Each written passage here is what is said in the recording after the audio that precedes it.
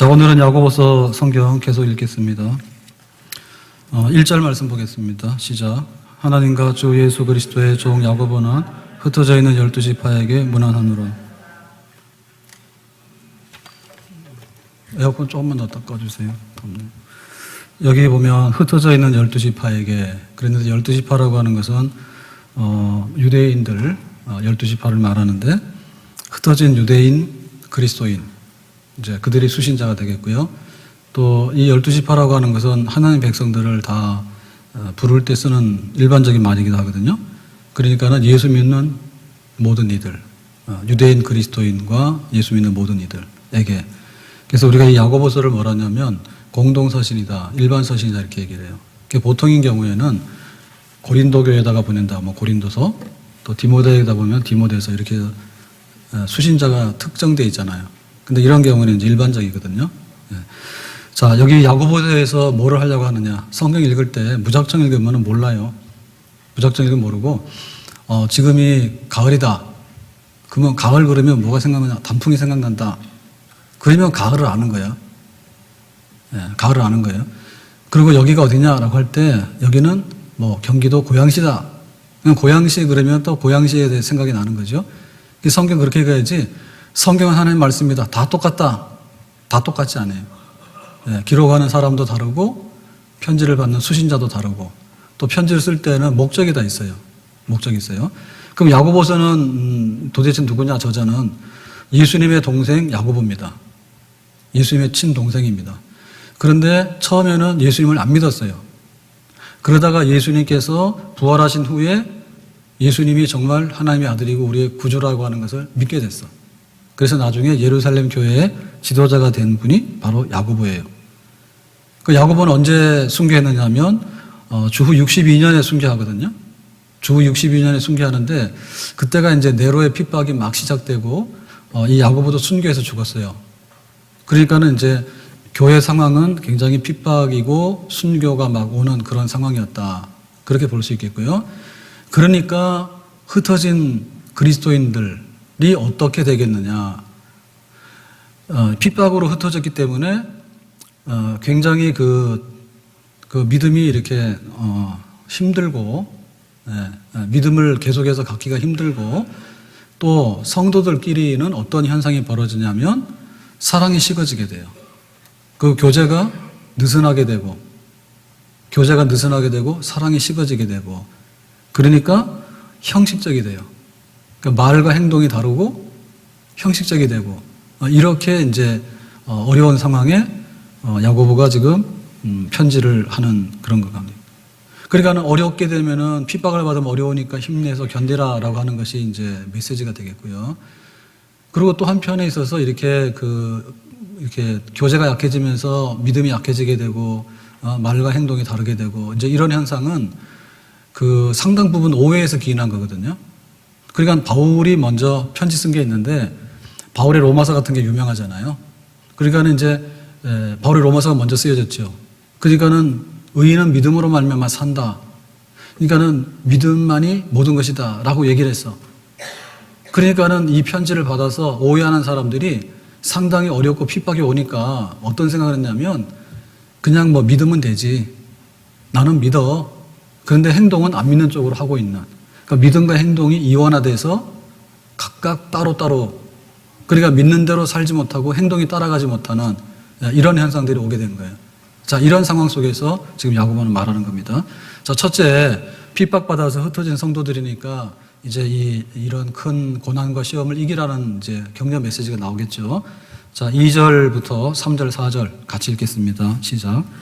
형제들아, 너희가 여러 가지 시험을 당하거든 온전히 기쁘게 여기라. 이는 너희 믿음의 시련이 인내를 만들어내는 줄 너희가 알미라. 인내를 온전히 이루라. 이는 너희로 온전하고 구비하여 조금 더 부족함이 없게 하려 함이라. 여기 시험을 당하면 그랬을 때 이 시험은 뭐냐면 그야말로 테스트입니다. 그래서 여기에 나오는 시험하고 다른 시험이 14절에 나오는 시험인데, 오직 각 사람이 시험을 받는 것은 자기 욕심에 끌려 미혹됨이니, 여기 말하는 시험은 뭐냐면 유혹이라고 하는 거예요. 템테이션이에요. 그래서 우리가 별로 잘못한 게 없는데 핍박을 받거나 박해를 받거나 어려운 상황에 떨어지게 되는 것은 테스트, 시험이다. 혹은 트라이얼, 시험이다. 그럴 때 이 시험에 대해서 어떤 태도를 가져야지 우리 성도들로 마땅한 거냐면 온전히 기쁘게 여기라. 만약에 내가 유혹을 당했으면 온전히 기쁘게 여기면 안 되겠죠? 예? 다윗이 바세바하고 간음을 하잖아요. 그건 하나의 그 시험인데 그 시험은 유혹이야. 템테이션이야. 템테이션을 온전히 기쁘게 여기면 어떻게 돼요? 계속해서 간음하고 다니겠지.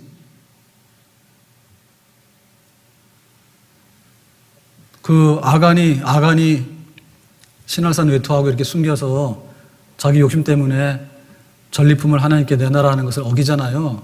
그거 하나의 테스트, 시험이에요. 그 트라이얼, 템테이션이에요. 그런 유혹이 찾아왔을 때 그런 유혹을 기쁘게 여기라 그러면 또 유혹을 당하겠지. 그래서 우리가 구분해야 됩니다. 바깥에서부터 오는 거는 시험이에요. 근데 주로 우리 안에서 생기는 것은 유혹이에요. 템테이션이에요. 그러니까 바깥에서 볼 때 주일날 교회 가지 마라. 뭐 이런 법이 생겼다든지 혹은 믿는 사람들은 세금을 2배로 내라든지 뭐 이런 게 생기면 그런 거는 시험이야. 그 부당한 그런 이런 대우가 우리한테 올 때가 있거든요. 그러니까 그럴 때 어떻게 되냐면 온전히 기쁘게 여기라 했어요. 이거는 뭐 내가 잘못해서 끌어온 게 아니거든요. 바깥에서 우리한테다가 공격을 해가지고 우리에게 해롭게 하는 거란 말이에요. 그래서 이거는 기쁘게 여기는 태도가 이기는 태도다. 왜 기쁘게 여기냐면 그렇게 시험을 당하게 되면 인내하게 돼요. 야, 이거 내가 견뎌내야 돼. 인내하게 돼. 그 다음에 인내하게 되면은 그걸로 인해가지고 뭐냐면은 온전하고 구별에 부족함이 없다 해서 사람이 됨됨이가 더욱더 단단하게 돼요. 그래서 젊어서 고생은 사서도 한다는 말이죠. 그러니까 우리의 믿음도 마찬가지예요. 우리의 믿음도 온실 같은 데서 가만 놔두면 믿음이 잘 안 자라요. 이게 믿음 같은데 나중에 바깥에다 내놓으면 바람 한번 불면 훅 꺾어지고 추운 겨울 오면 그냥 다 얼어 죽고 이랬거든요.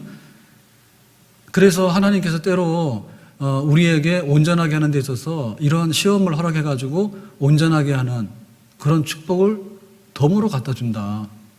그렇기 때문에 이럴 때 우리가 정신을 차리고 기쁜 마음의 자세를 가지고서 인내하고 그리고 온전하게 하나님 뜻이 무엇인지 정말 하나님 나를 붙들어 달라고 기도하면서 한 걸음 한 걸음 나가는 그런 교회와 그런 성도가 되어야 될 줄로 믿습니다. 그래서 마지막에는 약속하신 생명의 면류관을 얻는다. 그러니까 이 생명의 면류관을 얻는다는 얘기는 뭐냐면 우리가 시험을 이렇게 당할 때는 사실은 성적표를 안 받았기 때문에 보람을 잘 못 느껴요. 그래서 공부하라 그러면 공부는 하는데 성적이 안 나오면 상당히 실망스럽고 이렇잖아요. 그죠? 그런데 그 시험이 딱 끝나게 되면 거기에 응당한 성적표가 나오고 상급이 나오거든요. 너는 합격이다라든지 혹은 군대를 갔어요. 군대를 갔는데 군 복무를 탈 없이 잘했더니 나중에 집에 돌아가라. 민간인 됐다. 그러다 제대 증명서를 준다든지 이렇게 되면은 보람을 얻게 되잖아요. 그러니까 우리가 받고 있는 모든 시험은 마지막에 하나님께서 합당하게 인정해주는 그런 증서가 오는 그런 시험인 줄로 믿습니다. 헛된 것이 아니다는 얘기죠. 헛된 것이 아니다. 그러니까 결코 우리가 그 시험에서 지면 안 돼. 시험을 겪을 때는 내가 왜 이렇게 높은 언덕으로 올라가야 돼? 왜 이렇게 먼 길을 내가 걸어가야 돼? 그런 생각이 들거든요. 그렇지만은 먼 길을 걸어가면 목적지에 달성하게 되고 높은 곳에 올라가면 밑에 다 내려다 봐요. 그러니까는 헛고생이 아니다. 다만 내 속에서 욕심이 생겨가지고 내 속에서 템테이션이 일어나가지고 돈 욕심, 뭐 간음하는 거, 뭐 이렇게 하는 거 이런 거는 결국에 우리에게 파멸을 가져다주기 때문에 단호하게 끊어버리고 그런 건 하면 안 됩니다. 그렇지만은 하나님이 우리를 테스트한다는 의미에 있어서는 얼마든지 견뎌내는 자가 복이 있다 그랬습니다. 자, 14절과 15절 비교해서 읽겠습니다. 시작. 오직 각 사람이 시험을 받는 것은 자기 욕심에 끌려 미혹됨이니 욕심이 잉태한 즉 죄를 낳고 죄가 장성한 즉 사망을 낳느니라. 자, 여기서 말하는 시험은 유혹입니다. 템테이션입니다. 그러니까 이런 유혹은 자기 욕심에 끌려서 나오는 거예요. 그러니까 자기 스스로가 만들어내는 거지 누가 와서 강요하는 게 아니에요. 그래서 요거 특징은 뭐냐면 욕심에 끌려서 미혹되는데 욕심에 끌리면 뭐가 냐면 욕심이 자꾸만 이렇게 배가 불러오면 죄를 낳아요. 그 다음에 죄를 낳게 되면 나중에는 사망이라고 하는 것이 와요. 그러니까는 뭐냐면 유산되는 거죠. 유산. 생명이 아닌 죽는 거가 쑥쑥 빠져나오는 거. 사산대에서 나오는 거 있죠. 사산대에서 죽은 태아 나오듯이. 예? 그러니까는 우리가 정상적인 그런 그 테스트로서의 시험을 받을 때는 면류관이 오는데 우리 스스로 욕심에 끌려가지고 이렇게 낚시바늘에 딱 걸려들어서 끌려고 다니다 보면 나중에는 이렇게 배가 불러와서 나중에는 애를 낳는데 그 애가 아니라 죽은 태아가 뚝 떨어지게 되는 아무것도 없는 황당한 그런 결과가 오게 된다. 자, 이 두 가지를 구분해서 해라. 그러니까 우리가 고난받을 때 두 가지 종류를 잘 구분해야 됩니다. 하나는 정말 하나님 앞에 우리가 가야 될 십자가를 메고 가는 길에서 우리가 시험을 받았다면 견뎌내야 되는 거예요. 그런데 공연히 우리가 죄를 불러와가지고 그것이 막 사산, 막 안 되는 거 막 낳는 거예요. 예? 그런 게 막 나오게 되면 이거는 처치곤란한 그야말로 이거는 안 되는 그런 폐기물 아닙니까? 폐기물. 그러니까 그런 것이 올 때는 우리가 욕심을 끊어버리고 분별력을 가지고 우리 자신을 지켜나가는 그런 일에 앞장을 서야 되겠죠. 자, 밑에 26절과 27절 계속해서 읽겠습니다. 시작. 누구든지 스스로 경건하다 생각하며 자기 혀를 재갈 물리지 아니하고 자기 마음을 속이면 이 사람의 경건은 헛것이라. 하나님 아버지 앞에서 정결하고 더러움이 없는 경건은 곧 고아와 과부를 그 환난 중에 돌보고 또 자기를 지켜 세속에 물들지 아니한 그것이니라. 자, 이게 경건이라는 말이 계속 나와요. 자, 경건이라는 건 신앙생활인데 그 신앙생활을 지금 어려워서 핍박이 오고 이렇게 하다 보니까 믿는 거는 마음으로 믿으면 되지 생활 속에서는 그냥 되는 대로 해. 이런 게 지금 굉장히 많았잖아요. 야고보서에서 지금 하고 싶은 얘기는. 그렇기 때문에 경건이 뭔가에 관해서 다시 한번 정의를 내리는 겁니다. 경건이라고 하는 것은 스스로 경건하다 생각하고 그게 아니란 얘기죠. 그러니까 스스로 경건하다 생각하는 사람들이 주로 했던 모양이 뭐냐면 바리새인. 바리새인은 기도를 한다 그러면은 실제 기도하는 것보다 길거리 나가서 기도한다라고 하는 광고를 더 많이 해. 바리새인이 이렇게 금식을 하긴 해요. 근데 금식을 정말 하나님 앞에 하는 것보다도 나는 금식하는 사람이야, 금식하는데 대단하네요, 이런 칭찬 받는 걸 더 많이 해. 그 바리새인이야. 바리새인이 남에게 구제합니다. 근데 구제하는데 자기 이름을 내기 위해서 자랑스럽게 드러내기 위해서 하는 구제를 하고 있는 거예요. 그러니까 자기 스스로 생각하기를 나는 경건하다 이렇게 생각하거든요. 이게 껍데기만 있다니까. 그러니까 속에 있는 경건, 속에 있는 신앙생활을 하도록 해야지 우리가 이 문제를 치료할 수 있다 이렇게 말하는데, 자, 그것은 뭐냐면 혀를 재갈 물리고 자기 마음을 속이지 않는 것이다.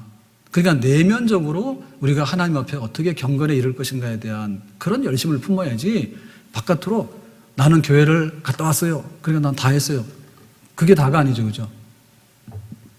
교회를 갔다 온 게 아니라 교회를 얼마나 사랑하는지, 설교 말씀을 들은 게 아니라 설교 말씀을 내가 붙들고 어떻게 살아야 될 것인지 속으로 우리가 속으로. 그래서 한마디로 말하면 뭐냐면 고아와 과부를 환난 중에 돌보는 것과 자기를 지켜 세속에 물들지 않는 것이 우리 신앙생활에 우리가 내면적으로 경주해야 될 두 가지 기둥이다. 그러니까 여기 고아와 과부를 돌본다는 것은 뭐냐면 이웃사랑이요. 그러니까 우리가 이웃을 사랑한다는 얘기는 뭔가 준다는 얘기예요. 저 사람한테 가서 내가 커피 한 잔 얻어먹고 밥 한 번 얻어먹고 어떻게 하면 교제와 친분을 쌓을까, 어떻게 하면 비즈니스를 확장할까, 그건 아니라는 얘기지. 그러니까 고아와 과부는 우리가 주면은 그 사람은 갚을 길이 없는 사람이에요.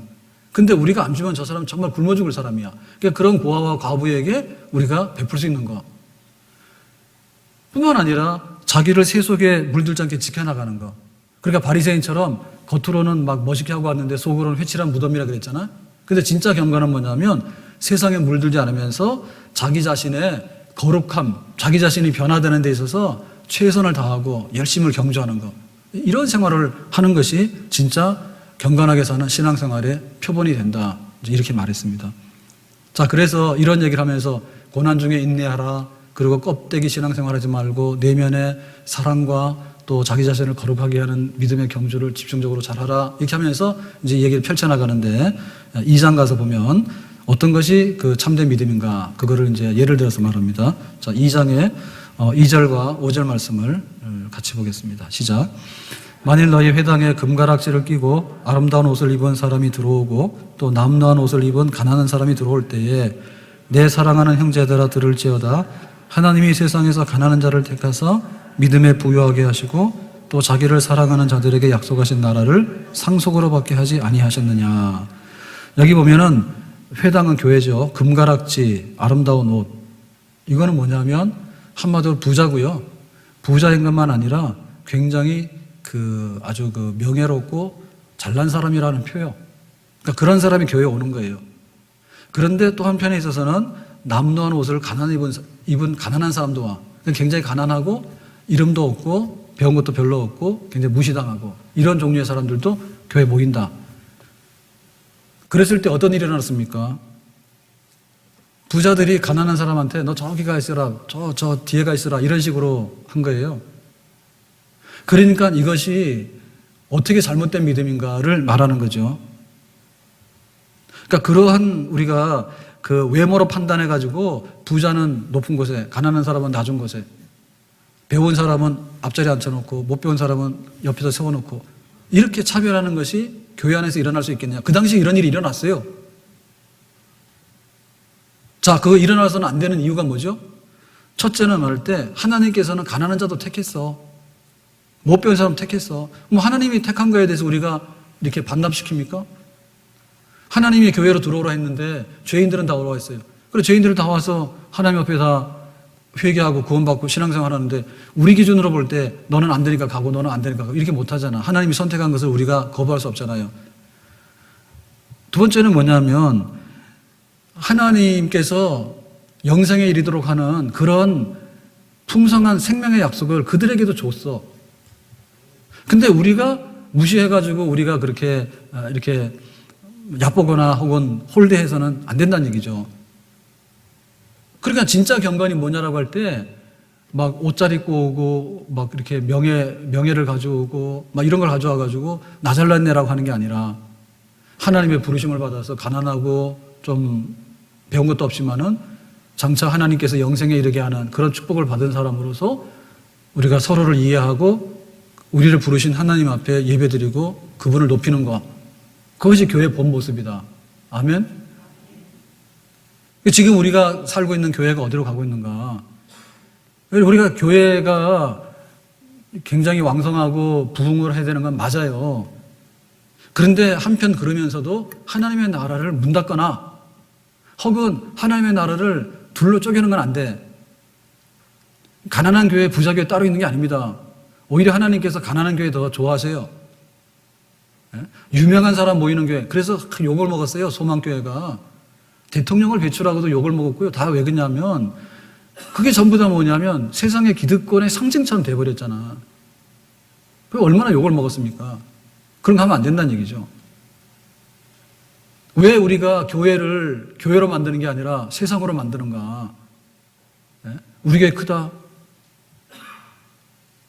우리 교회 크다가 뭐가 그렇게 자랑이에요? 더 겸손하고 이렇게 섬겨야 되는데, 야, 그런 교회 가지 마라. 니네는 국회의원 있냐? 국회의원 없는 교회 가지 마라. 해가지고 완전히 하나님께서 불러가지고 부유케 하신 교회를 난장판을 해가지고는 아주 그냥 묵사발 만들어 놓잖아요. 그거 얼마나 잘못된 건가. 그러니까 우리의 경건이라고 하는 것이 이 바닥부터 거듭나지 않으면 정말 바리새인들이 와가지고 나 잘났네라고 하는 경건하고 다를 게 뭐가 있냐.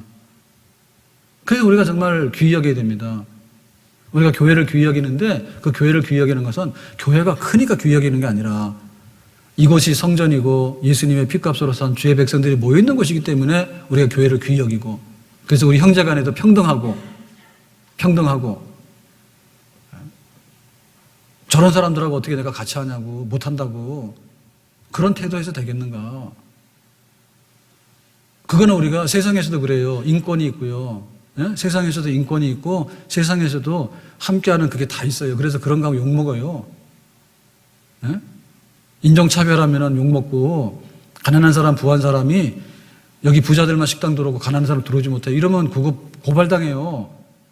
근데 사실상 교회도 보면은 그런 배짱이 있다라니까. 교회도 보면 그런 배짱이 있다라니까. 그래서 세상에 좋은 사람은 대접받되 그렇지 않은 사람은 멸시하고 하는 것은 예수님의 교회 아닌데, 그런 경건에 잘못된 껍데기만 가지고 있는 것 절대로 교회에서는 용납할 수 없다, 이 얘기입니다. 자, 밑에 가서 14절과 17절 보겠습니다. 다 같이 시작. 내 형제들아, 만일 사람이 믿음이 있노라 하고 행함이 없으면 무슨 유익이 있으리요? 그 믿음이 능히 자기를 구원하겠느냐? 이와 같이 행함이 없는 믿음은 그 자체가 죽은 것이니라. 자, 야고보서가 한때 굉장히 이게 성경에서는 없어져야 되는 서신이라고 오해를 받았거든요. 야고보서가. 그래서 루터 같은 경우에도 야고보서 이거는 지푸라기라고 빼라고 그렇게 오해받았어요. 왜냐하면 이것 때문에 그래요. 행함이 없는 믿음은 죽은 것이다. 그래서 야고보서는 행함을 가르치는 거다라는 오해를 받았어요.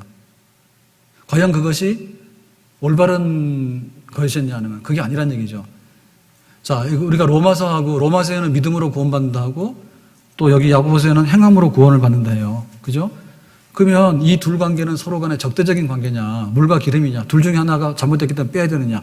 그럴 때 믿음으로 구원받는다는 것을 다 이해하기 때문에 야고보서 잘못됐다, 잡아 빼자. 그 얘기 나오거든요. 에스더서도 그랬단 말입니다. 에스더서는 하나님이라는 말이 없어요. 여호와라는 말이. 그래가지고 모르는 사람은 에스더 이거 잡아 빼야 된다 이런 생각했다고. 그런데 우리가 보면 로마서가 먼저 쓰여졌고 야고보서가 후에 쓰여졌어요. 그러니까 로마서에 믿음으로 구원받는 얘기를 하게 되니까 사람들이 너무나 좋았지. 율법에서 해방됐다, 좋다, 믿으면 된다 이렇게 생각했잖아요. 그러니까 믿으면 된다라고 했기 때문에 행위는 아무것도 아니다라고 한 것처럼 오해를 했다고. 바울의 그 이신칭의를. 그러다 보니까 야고보를 통해서 바로잡고 싶은 것은 뭐냐면 뭐든지요. 우리가 사람이 뭔가를 하나를 강조하다 보면요. 빛이 있으면 그림자가 생기는 거예요. 그러니까는 로마서에 믿음으로 구원받는 것에 대한 그림자가 뭐냐면 행함을 소홀하게 하는 거예요. 그래서 야고보는 행함이 소홀하게 되어서는 안 된다는 면에서 행함이 없으면 구원이 없다라고 말하는 것이지 행함으로 구원받는다는 것을 믿음과 반대되는 그 얘기를 하고자 하는 것이 아니다. 그러니까 강조점이 다르다는 얘기죠. 강조점이. 그러니까는 로마서의 바울은 믿음을 강조하면서 행위를 포함시켰어요. 바울이 믿음으로 구원받는다는 말 속에 행위가 안 들어가는 게 아니에요. 행위가 들어가요. 믿음으로 행위하는 믿음이 드는 거예요. 그러니까 야고보서는 뭐냐면 행함을 강조하는데 이 행함에도 믿음이 들어가요. 안 믿는 데 가서 행하는 그런 뭐 이렇게 막 꼭두가시 하는 거, 허수아비처럼 세워놓는 거 그런 행함이 아니에요. 행하는데 믿음으로 행하는 거, 그 행함에 대한 강조점이거든요. 그러니까는 같은 얘기입니다. 믿음 안에 행위를 포함시켜서 믿음이라고 하는 것과 행위 안에 믿음을 포함시켜서 행위라고 하는 것과 믿어서 구원받고 행위로 구원받고 하는 말은 결국에는 강조점만 다르고 출발점만 다르지 만나는 진리에 있어서는 같은 얘기다. 이렇게 보겠어요. 자, 그래서 그 얘기가 맞는지에 대해서 구약의 예를 들어서 논증을 하는 거거든요. 자, 밑에 21절입니다. 시작. 우리 조상 아브라함이 그 아들 이삭을 제단에 바칠 때에 행함으로 의롭다 하심을 받은 것이 아니냐. 자, 지금 아브라함이 이삭을 바쳤어요. 하나님께서 이삭을 바치라 그랬거든요. 그랬더니 아브라함이 이삭을 번제로 바치면 칼로 치는 겁니다. 그러면 하나님께서 이삭을 다시 부활시켜서 살려서 나한테 돌려준다라는 믿음을 가지고서 제물로 바친 거예요. 그랬을 때 이 아브라함은 이삭을 바치라고 하는 말씀에 믿음이 있었기 때문에 아들을 죽여서 바치더라도 하나님께서 살려서 돌려주신다는 믿음이 있었잖아요. 그러니까 그 믿음이 있었다라고 말하는데 거기에는 행함도 동반된 거다는 얘기죠. 예. 아브라함이 이삭을 바치라고 하는데 나는 믿습니다. 그런데 우리 이삭은 내놓을 수 없습니다. 믿음만 받으세요, 하나님. 그럼 하나님께서 이삭을 딱 받았을 때 믿음으로 받은 거는 너무 간이 싱겁다. 그러니까 이삭을 번제로 다 바쳐서 내놔라. 하나님께서 그러실 거 아니에요. 그러니까 아브라함은 믿었지만은 그 믿음 속에는 이삭을 번제로 드리려고 하는 행위까지가 동반된 믿음을 가지고 바쳤다는 얘기죠. 아멘? 그러니까 믿음으로 바쳤다는 얘기도 맞는 거고 야고보서가 볼 때는 거기에는 행함이 들어가는 믿음이었지 행함이 없는 믿음은 아니지 않느냐. 그게도 맞는 거죠. 자, 밑에도 보겠습니다. 25절 시작.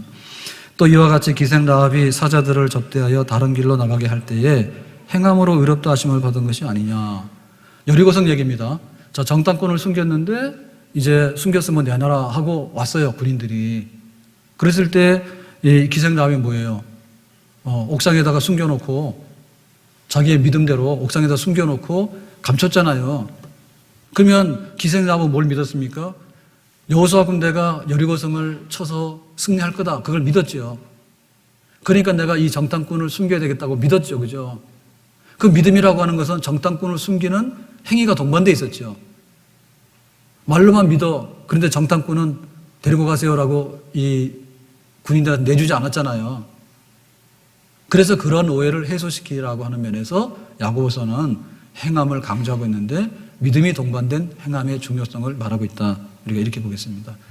자, 그래서 지금 야고보서에서 참된 경건이 뭐냐, 속에 있는 진짜 경건, 그리고 믿음이라고 하는 것이 행함이 동반되는 진짜 믿음이라는 게 뭐냐, 이런 걸 쭉 설명하는데, 자, 그 당시에 이 말 많은 게 문제였던 것 같아요. 그래서 밑에서 3장에서 얘기를 하는데요. 자, 3장 1절과 2절을 보겠습니다. 시작.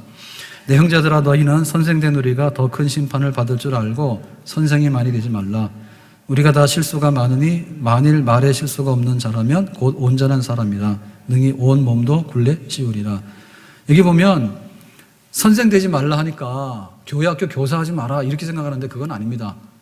여기서 선생 되지 말라고 하는 얘기 뭐냐면 그야말로 선생님의 부정적인 면이 있죠. 학생 여러분 이렇게 하세요.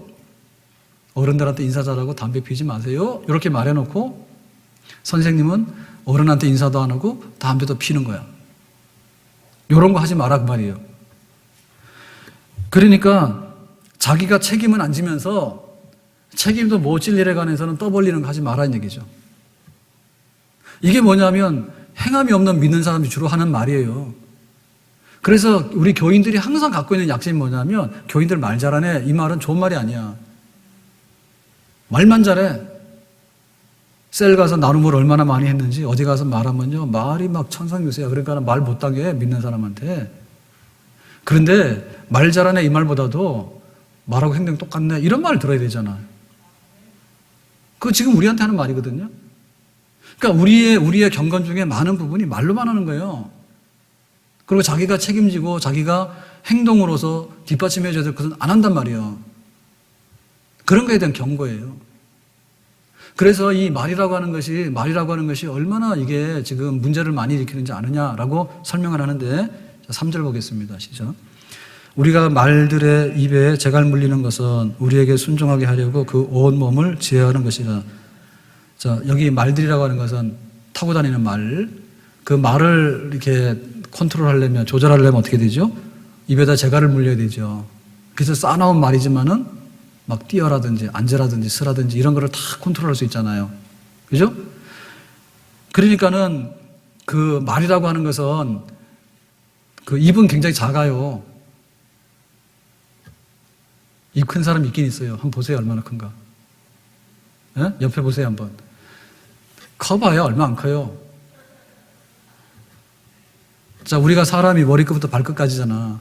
그 사람 머리끝부터 발끝까지 중에서 작지만은 제일 매서운 데가 어디요? 입이야, 입. 그러니까 이 입이 잘 쓰게 되면 그야말로 우리의 경건을 표현하는 게 되는 거예요. 말만 하면 그대로 따르기 때문에 걱정할 게 없는 거야. 믿고 그냥 그대로 가면 되는 거야. 그런데 이 말은 그냥 막 이렇게 막 뛰는 말처럼 합니다. 근데 이게 말은 하고 나서 행동이 통제가 안 되면 뭐야? 뻥! 전부 다. 나중에 가서 막 사건을 일으키잖아요. 누가 그러는데 너 막 그렇게 뭐 어떤 사람이 뒤에 가서 수근수근 되면 그 말 한마디가 막 사람 막 자살하고 죽기도 해. 명예를 다 떨어뜨리고. 지난번 그 세월호 때 청와대에서 대통령이 7시간 동안 뭐 했냐, 뭐 이런 게 문제가 되나 봐요. 그랬더니 일본의 뭐 산케이 신문의 기자가 뭐라고 해서 막 그 신문에서 냈잖아요. 그러니까 막 청와대에서 발끈해가지고 대통령의 사생활을 소설로 써가지고 그렇게 명예를 떨어뜨려서 고소했잖아. 그랬더니 일본에서 막 기분 나쁘다고 막 하는데 그런 거는 확 잡아 족쳐야 됩니다.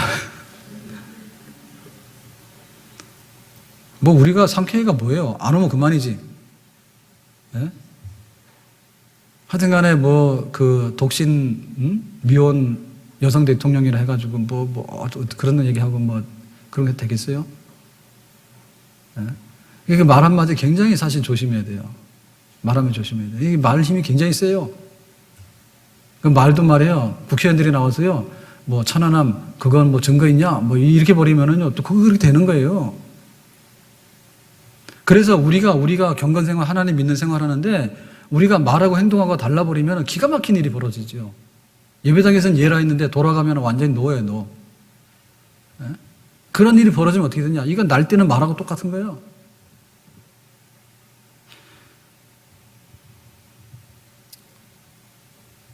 진짜 말은 무섭습니다. 자, 그 다음에 배를 보겠습니다. 4절입니다. 시작. 또 배를 보라. 그렇게 크고 광풍에 밀려가는 것들을 지극히 작은 키로서 사공의 뜻대로 운행하나니. 그러니까 배가 큰데 그 방향의 키를 잡는 것은 방향키예요. 그 방향키가 오른쪽에 쭉 다 하잖아요. 그 큰 배를 움직이잖아. 그러니까는 이 말이라고 하는 것이 방향을 움직여가지고 내가 너 사랑한다라는 말을 하게 되면 상대방이 마음을 좋게 받아요. 근데 너하고 싸우고 싶다 그러면 진짜 싸우는 겁니다. 네? 그리고 이 말들이 잘못되게 돼서 방향을 잃게 되면 뭐냐면 여론을 오해하지, 그죠? 여론을 오해해가지고 북한에서 삐라 때문에 총을 쐈단 말이에요. 우리 생각할 때는 좀 과하자 생각하잖아. 근데 자기들은 그게 절박한가 봐요. 예? 북한에다가 날리는 삐라, 그거 자기들은 굉장히 싫은가 봐. 그러니까 그런 게 한번 들어오면 뭐냐면, 뭐, 남한은 잘 사는데, 뭐, 김정일이 뭐, 김정은 해봐야 우리는 뭐 굶어 죽는다. 만약에 그런 거 하면은 그 체제 위협을 당하잖아요. 자기들은, 그죠? 그게 심각한 문제인가 봐. 예, 자기들이 하고자 하는 거를 숨길 수가 없으니까. 그러니까 막 총도 막 쏘지 않습니까? 그렇기 때문에 이 말이 어떤 방향으로 가는가. 사실은 말 한마디 잘못하게 되면 전쟁도 합니다. 예, 말 한마디 전쟁도 합니다. 그러나 이 말을 잘 수습을 해가지고 이렇게 또 다스리게 되면 얼마든지 또 좋은 쪽으로 갈 수 있는 것이 말이다. 자, 5절입니다. 밑에 시작. 이와 같이 혀도 작은 지체로 돼 큰 것을 자랑하도다. 보라 얼마나 작은 불이 얼마나 많은 나무를 태우는가. 자, 여기에 대해서 다시 한번 강조할 때 그 숲속에 타는 불을 얘기했어요. 산불이 날 때 산불이 어떻게 나죠? 산불이 날 때 처음에는 이렇게 뭐 등산객이 버린 뭐 담배꽁초에서 난다 이렇게 얘기를 하잖아. 아니면 자연발화인데요. 자연발화인데 그게 뭐 이렇게 막 이렇게 부딪히다 보면 그게 뭐 불이 난다라고 하는데 하여튼 간에 그 불씨는 굉장히 작아요. 그런데 그 작은 불씨가 나중에 큰 불이 되면 산 하나를 다 태워. 우리나라 산은 그렇게 크지가 않아요, 보면. 근데 막 미국이나 이런 데서 막 그 산불 났다 그러면 막 며칠씩 탄다 그러죠, 며칠씩. 막 보름도 타고 막 그러잖아요. 그러니까 어마어마하게 이게 파괴력이 많은 거예요. 그러니까 우리가 내가 하나님 믿는다 할 때 말에 허물 없는 사람 최고다. 말 허물 없는 사람 최고다. 그러니까 우리가 하고 다니는 것 중에서 잘못하는 거 다 말이라 보면 돼. 잘못하고 다니는 말이에요. 그 작은 말 한마디로 인해 가지고 모든 것을 부정하게 되고 모든 것을 파괴하게 되고 모든 것을 불지르게 되고 모든 것을 산으로 가게 만들고 방향을 잃게 만들고 하는 것들이 다 말에서 나온다. 그러니까 내 자신이 말에서 나오는 건 뭐냐면 내 안에 있는 것이 잘못될 때 말로 나오는 거예요. 내 안에는 잘못된 게 나오는 거예요. 그리고 그 말이라고 하는 것이 뭐냐면 결국에 교회에서도 보면요. 그 말을 잘 다스릴 줄 알게 되면 그 교회는 온전한 교회예요. 그 경건의 능력이 있는 교회예요.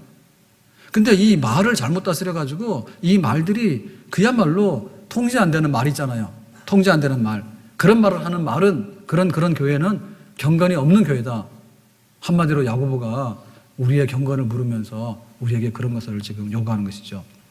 자, 이게 말 말고 또 다른 것이 하나 있는데 그게 뭐냐면 지혜 문제인데요. 17절과 18절의 얘기입니다. 시작. 오직 위로부터 난 지혜는 첫째 성결하고 다음에 화평하고 관용하고 양순하며 긍휼과 선한 열매가 가득하고 편견과 거짓이 없나니 화평하게 하는 자들은 화평으로 심어 의의 열매를 거두느니라. 그러니까 위로부터 난 지혜, 다시 말하면 하나님이 주시는 지혜, 성령이 주시는 지혜, 거룩한 지혜, 신령한 지혜. 이거는 뭐냐면 성결, 화평, 관용, 양순, 긍휼, 선한 열매, 편견 없음, 거짓 없음, 그 다음에 의의 열매 이렇게 되잖아요. 그러니까 이러한 지혜의 셈을 가지고 사는 사람, 그러니까는 거룩한 지혜를 가지고 사는 사람, 이 사람이 정말 경건한 사람이다. 자, 이거 반대는 뭐냐면 세상적인 지혜요, 육신적인 지혜요, 사탄적이고 마귀적인 지혜야. 근데 이런 지혜들은 전부 다 반대야. 불결하고 싸우고, 그 다음에 굉장히 인색하고, 그 다음에 싸납고 거칠고 무자비하고, 그 다음에 악한 열매가 나오고, 그 다음에 편견을 일삼고 거짓을 일삼고, 그 다음에 불의를 일삼고 불의의 열매가 많이 나온다. 만약에 그런 지혜를 가지고 살아가는 사람이 있으면, 그러니까 그 지혜라고 하는 것은 뭐냐면 그 사람이 그 세상을 살아가고 경영하는 방식이잖아요. 그러니까 두 종류가 있단 말이에요. 그러니까 우리가 믿는다 하는데 우리의 행동이 올바른 그리스도인으로 살아가는 데 있어서 필요한 게 뭐냐면 입을 다스리는 거하고 그 다음에 지혜, 생각하고 마음에 품는 걸 다스리는 건데 이러한 위로부터 오는 지혜를 가져야지 우리가 칭찬받고 온전한 그리스도인이 될 수 있는 줄로 믿습니다. 그러니까 우리가 말씀 많이 읽고 묵상하게 될 때 이런 게 오는 거예요. 말씀을 많이 읽고 묵상하게 되면 성령의 지혜와 거룩한 지혜가 임해요. 그래서 그 문제를 어떻게 풀까라고 할 때 이런 거룩한 지혜로 우리가 그런 방식으로 푸는 거야. 기도를 할 때 이런 게 많은 거예요. 기도를 할 때 제가 몸이 좀 안 좋았어요, 지난주에. 오늘도 좀 힘든데 그 새벽에 이렇게 기도를 이렇게 하고 하는데 보면 어떤 게 있는가 하면 굉장히 많이 생각이 정리가 됩니다. 네. 기도를 하면 생각이 많이 정리가 돼요. 그리고 그 생각을 하면서 그러니까는 사람이 되어 가는데 예를 들면 우리가 음식을 먹을 때 소금, 고추, 소금, 고추 맵고 짠 거면 다지, 그죠? 네, 다다, 그죠? 매운맛, 짠맛이 다잖아. 그런 거를 너무 많이 하고, 예를 들면 지금 화학조미료를 많이 하면 먹고 나서 어떤 일이 벌어집니까? 위장장애가 오거나 속이 좀 막 뒤틀리죠. 그렇죠? 그런데 그야말로 천연이 있잖아요, 천연. 네, 있는 대로 그냥 너무 자극적이지 않는 그런 방식으로 먹고 나면 뒤가 깨끗하고 편해요. 그래서 우리가 기도를 하면서 살아가는데 기도라고 하는 것은 꼭 배고픈 아이가 와서 엄마 밥 줘요, 엄마 밥 줘요. 밥 받아가는 것만이 아니라 이 아이가 뭐를 생각하고 무엇을 느끼면서 살아가야 되는가라고 하는 그 삶의 방식 전부 다를 받아내는 게 기도입니다. 아멘? 인간 되는 거예요, 한마디로. 한마디로 인간 되고 지금 세상의 지혜가 이걸 못 따라가는 거예요. 기도하는데 기도하시는 분들이 준비를 많이 해가지고 기도를 나름대로 하고 오시는 것 같아요. 오늘 일부 예배 때도 막 기도하는데 박미영 원장님 기도를 잘하더라고. 써가지고 왔겠지 물론. 근데 기도를 너무 잘하시더라고. 원래 그 직업이랑 연관이 되는가 봐. 어떻게 그렇게 말을 잘하는지 몰라. 하여튼 간에 기도를 잘하시더라고. 근데 보니까 권호 회장님도 기도를 잘하셔. 네, 뭐 이렇게 군납 비리도 있고 뭐 이렇게 하는데 우리가 어제 공부하면서 그런 얘기 했거든요. 토요일날 성경 공부하면서. 근데 기도를 하다 보면 그런 게 생각이 나고 걸러지는 거예요. 근데 그게 거룩한 지혜가 아니면요, 그 생각이 안 납니다. 제가 오전에 그런 말씀 드렸어요. 자, 삼성전자의 사장도 이건희 회장이 뭐 안 됐죠. 그렇게 부자고 한데 쓰러져가지고 있으니까 쓰러져 있는 게 좋아요? 그래도 건강해서 일어나는 게 좋아요? 뭐 제가 삼성 편 아니에요. 어떤 게 좋아요? 삼성에 무슨 원한 줬어요? 돈도 그렇게 많고 한데 우리 같으면 좀 그렇잖아요. 돈도 많은데 좀 써야 되고 아직도 사업할 거 많은데 뭐 일어나서 할 거 다 있으면 좋겠다. 그렇게 대답하셔야지 왜 안 해요? 그런데 그런 면에서 보면요, 또 가정사는 그렇진 않아요. 예? 아들 이혼, 딸 이혼 소송, 그 다음에 막내딸은 자살, 그 다음에 본인은 지금 쓰러져가지고 뭐 아직도 그러고 있어. 이거 뭐예요? 근데 이 세상의 지혜라고 하는 것은요, 이게 바닥이 뻔한 거예요. 그러니까 앞으로 생각하셔야 돼. 장가 가는데 요즘 사람 장가 못 가는 이유가 뭐냐 할 때 결혼이 자꾸 늦어지잖아요. 그 취직도 잘 안 되고 경제력도 없고 또 결혼해야 애 낳는데 애 낳는 것도 힘들고 그러니까 이 핑계 저 핑계 해가지고 결혼 잘 안 하려고 또 애들 잘 안 놀라 하잖아. 그러니까 세상적인 지혜가 뭐냐, 세상적인 지혜가. 세상적인 지혜는요, 이게 대학 나오고 박사가 되고 돈이 많다 해서 그 지혜가 막 등급이 막 올라가는 건 아닙니다. 회사에서 뽑을 때 삼성에서 이렇게 사원을 뽑잖아요. 그러면은 좋은 사람 뽑으려 하죠, 회사들마다. 그리고 좋은 회사 갈라 하죠, 그죠? 굉장히 지혜로운 것 같아요, 그죠? 근데 이 회장님 딸이 평사원하고 연애를 해가지고 결혼했다며. 그랬으면 그런 얘기가 평생도록 가가지고 좋다 이렇게 끝났으면 더 아름답지 않아요? 근데 결혼생활 15년 만에 이혼소송 제기했다는데 벌써부터 별가고 있었대요. 나는 혼자 못 살겠던데 어떻게 이렇게 혼자 잘 사는 몰라. 돈도 많은데, 그죠? 난 참 이해가 안 가요. 우리가 생각할 때 돈이 원수라 해서 돈만 있으면 부부가 굉장히 화목할 거라 생각하잖아. 그럽니까? 안 그럽니까, 지금? 그거는 내가 해봐야지 압니까? 아니, 돈 많은 재벌이 그랬잖아요. 그 이재용 그 전자사장도 그 부부간에 이혼하면서 이자료를 1,000억인가 2,000억 줬잖아요. 그죠? 재산 분할해가지고. 그렇죠? 다 잊어버렸어요? 남 얘기니까. 그러니까 1,000억도 없으면 이혼도 못 하는 거예요. 하지 마세요. 잘 사세요, 그냥. 그러니까 이 세상적인 지혜라고 하는 것이요. 엄청나게 이렇게 많은 것을 얻어내는 것처럼 보이지만은 지식이랑 지혜랑 다른 거예요. 우리가 뭐 이렇게 원자력을 해가지고 핵발전도 하고 아닌 게 아니라 진짜 좋은 세상입니다. 뭐 은행 가서 뭐 하면은 은행도 안 가잖아요. 요즘에는 뭐 텔레뱅킹하고 뭐 인터넷 뱅킹하면 돈이 왔다 갔다 하고 뭐 다 하는데 얼마나 좋아요, 그죠? 근데 그거는 지혜가 아니에요. 그 지혜를 가지고서요 얼마나 못된 일들이 많이 벌어지고 있고요, 또 불행한 일들이 많이 벌어지지 몰라요. 지혜롭지 못해. 그러니까 우리가 진짜 믿음으로 살고 그 행위가 포함된 온전한 그리스도인으로 이 어려운 때를 인내하면서 살아가려고 하면은 하늘에 있는 거룩한 지혜를 받는데 말씀과 묵상과 기도 안에서 성령 충만함 안에서 이러한 지혜의 영을 받아야 될 줄로 믿습니다. 그럼 잘 살아요. 그럼 잘 살아요. 근데 옛날에는요 이게 교회에서요 굉장히 두드러졌어요. 그래서 초등학교도 못 나오고 글도 못 읽고 이런 분들이 교회 와서 말씀의 은혜를 입고 기도해서 이게 성령을 받고 지혜를 얻잖아요. 그러면 진짜 덕 있고 그런 권사님들이 교회를 세워갖고 다 지켜온 겁니다. 근데 지금은 그게 아니에요. 위에 있는 지혜를 가지고 살아가는 교회들이 많지 않아요. 그러니까 교회가 바닥이요. 교회 깡패입니다. 교회 깡패. 그거는 있을 수가 없는 겁니다. 근데 그런 게 나오거든요. 왜 그런 게 나오냐면 그게 거룩한 지혜가 아니에요. 위에서 온 지혜가 아니라 땅에서 솟아난 마귀가 주는 지혜예요. 그래서 막 교회도 말이에요. 교회가 교회를 허물고요. 교인 뺏어오고요. 막 온갖 짓 다 하고요. 그리고 또 교인이 또 교회를 막 욕하고요. 누구는 죽으라고 헌신하는데 가서 그냥 때려 부시는 건 하고요. 그러면서도 부끄러운 줄 몰라. 자기 잘난 줄 알지. 얼마나 그게 악한 지혜들이 많은지 교회 안에. 자, 밑에 내려가서요. 4장 13절 14절 보겠습니다. 시작. 들으라 너희 중에 말하기를 오늘이나 내일이나 우리가 어떤 도시에 가서 거기서 1년을 머물며 장사하여 이익을 보리라 하는 자들아, 내일 일을 너희가 알지 못하는도다. 너희 생명이 무엇이냐? 너희는 잠깐 보이다가 없어지는 안개니라. 여기 장사에서 이익 본다는 얘기는 사업한다는 얘기입니다. 그럼 사업하지 말라는 얘기냐? 그게 아니에요.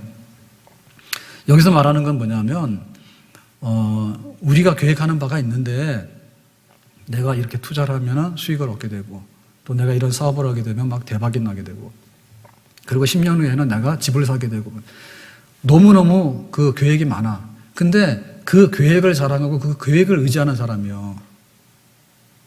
그러니까 거기 하나님이 없는 거예요. 거기에 대해 조심하라는 거예요. 너희들은 잠깐 보이다 없어지는 안개니라 그랬거든요. 그냥 우리가 모든 것에 있어서 하나님이 나에게 허락해 주신다면 오늘 하루를 어떻게 살 것이고 하나님이 10년 후를 허락해 주신다면 10년 후를 어떻게 살 것이고 하나님이 허락해 주신다면 돈을 벌어서 내가 어떻게 할 것이고 라고 하는 하나님 중심과 하나님에 대한 신뢰가 있을 때 우리의 계획이나 우리의 미래는 비로소 의미가 있는 줄로 믿습니다. 의미가 있어요. 저도 이제 좀 마음이 좀 사실은 좀 편안해야 될 때거든요. 근데 지난주에 웬걸 몸살이 막 오고 사모님 탓이야. 사모님 관계해가지고 다 저도 옮겼어요. 그런데 한 며칠 그러고 나니까 다른 생각 다 없었죠. 내가 좀 쉬고 놀기도 하고 좀 이렇게 해야 되는데 왜 이걸 이렇게 아파가지고 아픈데 잠도 잘 안 오고 그렇다 해서 죽을 만큼 아픈 것도 아니고 그러니까 이게 하나가 딱 이렇게 딱 걸리잖아요. 그러면 이거는 원래 예정이 없던 거예요. 막 하루 놀러 갈까? 아니면 뭐 할까? 막 이러고 막 있는데 또 가가지고는 막 아프다 하더라고. 그러더니 또 그게 저한테 넘어오더라고요. 그러니까 없던 게 딱 들어오는데 우리가 늘 느끼지만은 사실 우리 인생은 안개입니다. 네, 우리 인생은 안개입니다. 그러니까 하나님 앞에서 허락하시면 내가 하고 계획은 해야 돼. 허락하시면 하고 하나님 앞에서 겸손하게 또박또박하게 나가는 그러니까 하나님 믿음 위에다가 집을 짓고 우리의 미래를 설계하고 열심히 노력하는 사람, 그 사람은 신앙 중심의 사람인데 인본주의로 내 멋대로 내 마음대로 계획 다 하는데 하나님 어디 계시냐 거기에. 하나님이 어느 날 안개 거두시 싹 거두면요 아무것도 안 남습니다. 하나님 신본주의 그 신앙 위에 우리 인생의 미래를 하루를 설계하는 그런 삶이 우리에게 있기를 주님의 이름으로 축원합니다. 자, 5장 가서 보겠습니다. 자, 5장 1절과 3절입니다. 시작. 들으라 부한자들아 너희에게 임할 고생으로 말미암아 울고 통곡하라. 너희 금과 은은 녹이 쓸었으니 이 녹이 너희에게 증거가 되며 불같이 너희 살을 먹으리라. 너희가 말세에 재물을 쌓아도다. 들으라 부한자들아.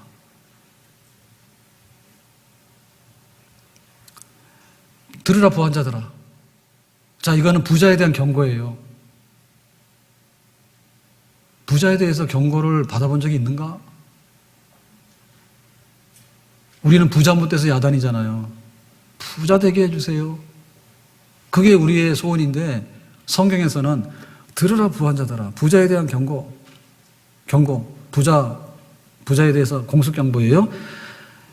너희에게 임할 고생으로 말미암아 울고 통곡하라.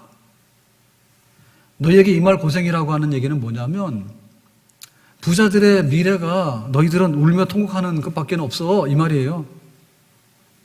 부자들을 놓고 물어보세요. 한마디로 말해서 부자들 보고 당신 내일에 대해서 어떻게 생각해? 그러면 울고 통곡해서 나는 내일이 너무너무 끔찍해서 나는 견딜 수가 없어. 이렇게 말하는 사람 아무도 없어. 부자는 그래요. 오늘은 어느 호텔에 가서 밥 먹을까? 또 내일은 어느 나라 세계 일주를 할까? 그 다음 날은 얼마나 내가 돈 자랑을 해볼까? 그리고 내가 어떻게 하면 돈을 벌까? 막 계속해서 뭐냐면 자기 계획이 있는데 거기에 임할 통곡할 일에 대해서는 부자에게는 계획이 없습니다. 그런데 하나님은 너희에게 임할 통곡할 일이 있다 이렇게 말하는 거예요. 이게 정반대지, 정반대. 부자가 전혀 같지 않은, 내가 왜 뭐 울며 죽을 일이 뭐하러 있어? 내가 돈 많은데, 이렇게 생각했는데, 그런 일이 있다라고 경고하는 거예요. 자, 그 경고가 어떤 경고냐. 금과 은은 녹이 쓸었는데, 예? 너희 재물이 그렇다는 얘기죠. 근데 여기 사실 보면요, 금이 녹슬어요, 안 쓸어요? 금 녹 안 쓸어요. 왜 여기 금이 녹슬었다예요? 그러니까, 우리가 쌓아놓은 재물이 있어요. 은행에다 넣어놓은 재물이 있는데 그놈이 녹슨다는 얘기예요. 금은 녹이 안 씁니다. 그런데 통장에다 넣어놓은 재물은 녹습니다. 소용없다는 얘기예요. 소용없는 일 굉장히 많지요?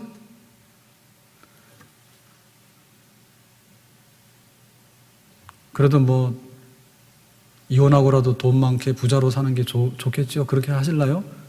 아니면 가난하더라도 둘이서 행복하게 잘 살다가 다시 태어나면 또 결혼하자 이렇게 하실래요? 뭐 할래요? 후자 하실래요? 오늘 입조심하라 했잖아요. 그러니까 신중하게 생각해서 하세요.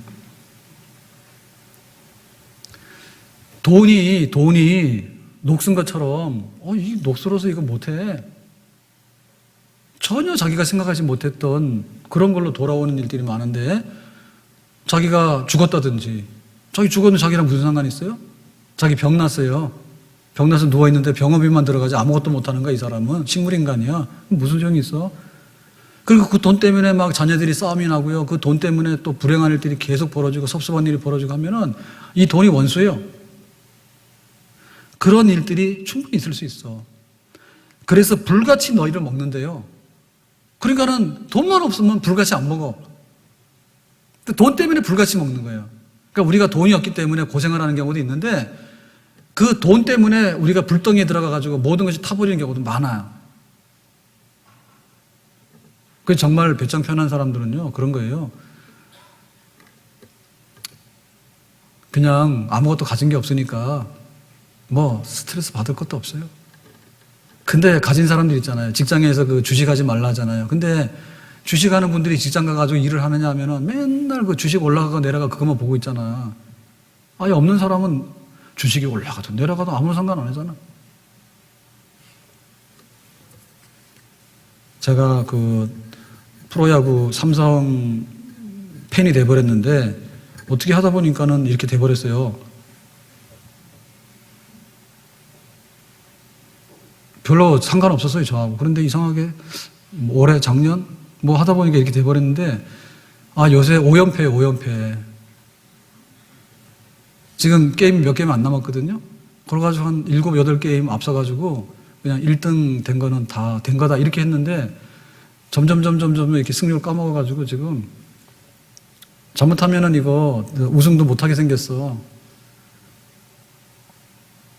그러니까는 집에서 맨 싸우는 게 그거예요. 밥 먹고 식탁에 앉으면 저녁만 되면 야구하잖아요. 오늘은 지금 할 거예요. 오후에 지금 하고 있는 거예요. 그러니까는 밥 먹다 이게 보면 또 그거 보냐 그러죠. 또 둘이 산책 가자 그래서 또 궁금해서 또 보면 또 그거 보냐 그러죠. 부부싸움 불지는 게 그거예요. 그게 결국에 뭐냐면 불타는데 돈 때문에 불타는 게 되게 많아요. 대부분 집에서 막 다투는 게 뭐 때문에 그렇습니까? 돈 때문에 그렇죠. 어떤 종류의 돈이 그러냐? 어떤 종류의 돈이? 자, 거기 4절이 나오는데요. 자, 4절 보겠습니다. 시작. 보라 너희 밭에서 추수한 품꾼에게 주지 아니한 삭시 소리 지르며 그 추수한 자의 우는 소리가 만군의 주의 귀에 들렸느니라. 일 시키고 임금 체불해서 자기 주머니에다 갖다 넣어놓은 돈, 그 재물, 그 재물이 나중에 지옥의 땔감으로 작용하는 거예요. 자기를 태우는데. 그러니까 불의한 재물이죠. 불의한 재물. 그러니까 이 불의한 재물로 인해 가지고 자기를 좀먹게 하고 나중에는 자기 지옥불 태우는데 땔감이 되거든요. 불행의 근원이 될 뿐만 아니라 심판받을 때 이게 돈만 아니었으면 우리가 심판받을 게 없는데 이 돈 때문에 심판받게 되는 거예요. 그래서 우리 교회들이 그 한편에 있어서는 돈이 굉장히 귀한 축복이다. 저도 그렇게 기도를 합니다. 우리 성도들이 좀 돈 좀 버세요. 돈 좀 벌어 11조 좀 해봐요. 아, 얼마나 좋아. 예? 얼마나 좋아요. 그런데 돈 좋아하면 안 돼요. 그러니까 이렇게 뭐예요. 남한테 일 시켜가지고 줄 거 안 주고 자기 주머니에 넣어놓고 해가지고 이 원성만한 돈 있죠. 때 묻은 돈 이런 건 안 됩니다. 그러니까 이 교회가 두 가지 다 해야 되는 거예요. 그러니까 우리가 얼마나 물질이 소중한가에 대해서도 알아야 되겠지만은 얼마나 불의한 재물이 위험하고 위태로운 것인가 알아야 된다.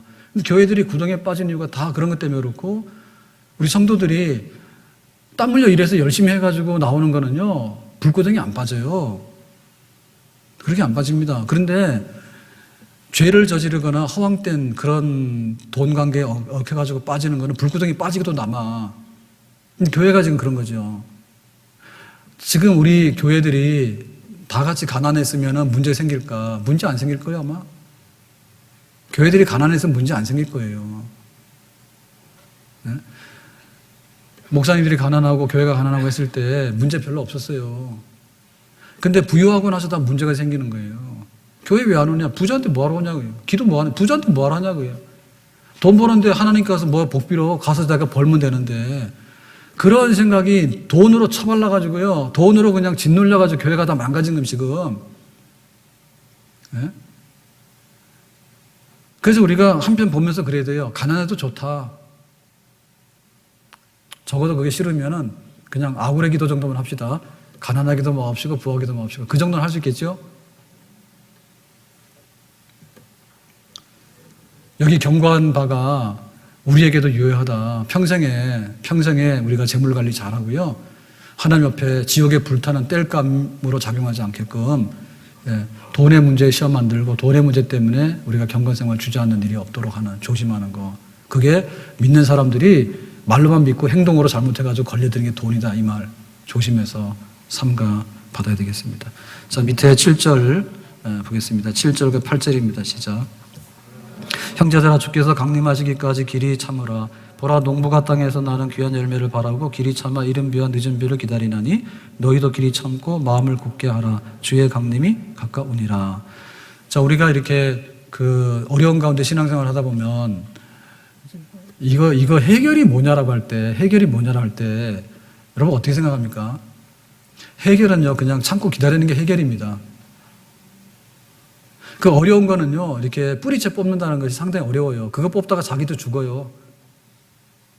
그리고 거기서 낙심하면 안 돼요. 그러니까는 그 인내라고 하는 것은요, 보통 때는 참는데 참을 수 없을 때 참아내는 것이 인내예요. 그래서 여기 작용하는 게 뭐냐면 하나님께서 이른 비와 늦은 비로 준다 했거든요. 그러니까 이른 비는 뭐냐면 씨 뿌릴 때, 씨를 뿌릴 때 그게 습기가 있어야지 씨가 떨어지지 않습니까? 그게 이른 비입니다. 가을, 겨울에. 늦은 비는 추수하기 전에 쭉정이 되잖아요. 너무 이렇게 수분이 없으면. 그러니까 알곡에 대해서 나오는, 그러니까 결정적인 거예요, 결정적인. 그러니까는 하나님께서 우리에게 은혜를 주시는데 365일 다 은혜를 주면 좋지만은 그렇게는 못해요. 그런데 죽을 자리에 들어가면 살리거나 오도 가도 못하는 길에 가면 피할 길을 주신다. 그래서 1년에 2번만 해서 건져내면 되는 거지. 그럼 우리는 뭐예요? 2번만 참으면 되는 거지. 아멘? 우리가 매일 참는 게 아니야. 이거는 못 참겠다 할 때 참는 게 진짜 참는 거예요. 아멘? 그런 은혜를 입어야지 우리가 경건생활 온전해진다는 얘기죠. 돌아보면 지난 20년 우리 교회를 쭉 보면 참을 수 없을 때가 많았어요. 그래도 지금 있는 거는 참았기 때문에 있는 거예요. 여러분, 우리가 권사님, 장로님, 이렇게 집사님 섬기잖아요. 교회를 내가 10년, 20년 다녔잖아. 가만히 생각해 보세요. 지금 내가 왜 있는가? 내가 잘나가지고, 잘해가지고 있는 거 아니에요. 내가 없어져야 되고, 내가 완전히 꼬꾸라져야 되는데, 그때 참은 거야. 그때 참은 건데, 사실은 그거는 뭐냐면, 이른 비, 늦은 비야. 내 생에 굉장히 중요한 순간에, 그냥 참는 거. 그게 하나님께서 우리에게 주신 은혜입니다. 아멘? 저 같은 경우도 보면요, 제 성질에 제가 못 참아요. 제 성질에 제가 못 참아. 그랬는데 어떻게 참는가 하면, 목사님이 말이야, 교회 팔고 간다고. 저기 우리 후국마을에 있을 때나 그 얘기 듣고서는 다 없어졌어. 내가 못 참겠더라고, 교회를. 어떻게 이렇게 할 수 있나, 못 참겠더라고. 근데, 거기다 대고 그러는 거예요. 목사님이 말하자면, 다 어떻게 해놓고 간다. 이렇게 하니까 제가 오해를 받잖아요. 그래서 나는 부득불 참았어요. 왜냐하면 내가 가면은 내가 다 오해를 뒤집어 쓰기 때문에 꼭 서 있었어. 우리 여기도 마찬가지입니다. 우리가 선교센터에 이렇게 해가지고 왔는데, 여러 가지 그런 일이 있었잖아요. 그런 일이 있을 때, 제가 뭔가를 해버리게 되면 다 뒤집어 쓰는 거예요. 그러니까 그냥 나는 여기에 볼모로 붙잡힐 수 있을 수밖에 없어요. 은행에 가서 나도 도장도 찍었잖아요. 은행에 찾아오면 나 찾아오지 누구 찾아오겠어요. 그래 결국엔 뭐냐면 그럴 수밖에 없는 사건에서 그냥 잘나서 사는 게 아니야. 그리고 또 우리 또 사모님도 한성질 하잖아요. 내가 그냥 막 이렇게 한다 그러면은 또 절대 안 된대요. 웬만하면 좀 그러려 하면 되는데요. 또 안 된다는 거예요. 그래서 또 참고, 그래서 몇 번 참다 보니까 20년 온 거예요. 많이도 안 참았어. 정말 그만두거나 나는 못한다고 할 때 그때 그냥 자의반 타의반으로 그냥 견디고 참을 수밖에 없는 상황 속에서 참았는데 그게 열매예요. 그러니까 앞으로 가셔서 그렇게 하세요. 내 신앙생활에 내가 재주가 많고 해가지고 많이 되는 건 아니에요. 재주가 많으면 얼마나 많아? 근데 결정적인 게 뭐냐면 때려치워 이거 안 하면 된다니까. 왜냐하면 우리가 가는 길이 생명의 길이고 올바른 길이기 때문에 안 가면 안 되지만 가면 되는 거잖아요. 견디고. 아멘? 그런 인내하는 것은 성령의 열매라 했거든요. 우리에게 이런 열매가 있을 때 이 시대를 온전하게 섬기는 백성이 되는 줄로 믿습니다. 자, 마지막에 13절과 15절 읽고 마치겠습니다. 시작. 너희 중에 고난당하는 자가 있느냐? 그는 기도할 것이요. 즐거워하는 자가 있느냐? 그는 찬송할지니라. 믿음의 기도는 병든 자를 구원하리니 주께서 그를 일으키시리라. 혹시 죄를 범하였을지라도 사하심을 받으리라. 이 고난당하는 자는 기도하고 즐거워하는 자는 찬송하라. 우리가 지난번 석양 영적 각성인가 그때 했는데요. 자, 이건 뭐냐면 그리스도인의 특성이에요, 특성. 그러니까는 믿는 사람이 뭐야? 라고 말하면 어려우면은 기도하고 기쁘면 찬송하고 예배드리더라. 그게 바로 믿는 사람이다. 그게 딱 우리 속에 딱 드러나 있으면 그 사람은 그리스도인이야. 그러니까 이거는 옷 갈아입힌다고 혼동되는 게 아니에요. 예? 갖다 던져놓잖아요.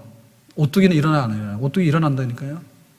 그리고 한국 사람인지 아닌지를 보면 아는 게 우리 같은 경우에는 김치를 먹고 살았잖아요. 요즘 아이들은 모르겠는데 며칠 동안 김치 안 먹으면 속이 이상해요. 그래서 다 귀찮아. 김치 가져오세요. 그거예요. 그러니까 우리 속에 숨길 수 없는 우리만의 특징이 있어요. 그리고 우리가 뭐라고 말하지만은 외국에 나가면 다 애국자야. 필리핀 가잖아요. 프라이드죠. 우리 찾아볼 수도 없는 프라이드. 이런 거 막 다니는 거 보면 굉장히 기분이 좋아요. 그 사람 한국 사람이야. 우리 속에는 특징적인 게 있어요. 그게 뭔가 하면 우리 생활 속에는 기쁜 일이 있고 슬픈 일이 있잖아요. 이게 반복이 되잖아요. 기쁜 일 있을 때 파티에서요, 그냥 확 해버리고 가는 사람은 그건 세상 사람이야. 기쁜 일 있으면 하나님께 영광을 돌리고 하나님 옆에 찬송하고 예배하는 자리에 나오는 사람. 슬픈 일 있잖아. 그러면은 그냥 거기서 그냥 파탄을 일으켜서 그냥 막 때려치우고 막 파괴시키는 게 아니라 고난받는 자리에서 묵묵히 견디면서 기도함으로 때를 기다리고 인하는 사람. 이 사람은 속일 수가 없고요. 섞어놔도요, 이거는 딱 나옵니다. 그런 특징적인 그리스도인. 이것이 지금 야고보가 박해를 받고 흩어지고 고난을 받고 그러니까 사랑이 식어지고 서로 간에 교제가 끊어지고 큰 난국 이런 상황에 있을 때 어떻게 속이 경건한 사람인가를 말할 때 때로는 부자 되는 것 조심해라. 때로는 인내심이 모자랄 때 인내하도록 해라라고 할 때 우리가 가져야 되는 기쁜 일에는 찬송하고 슬픈 일에는 기도하고 인내하고 하나님 앞에 쓰는 것. 그런 뚜렷한 그리스도인의 모습.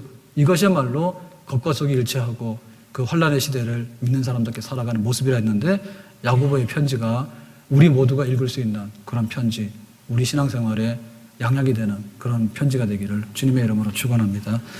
우리 다 같이 일어나셔서 찬송하고 기도하고 마치겠습니다. 342장입니다.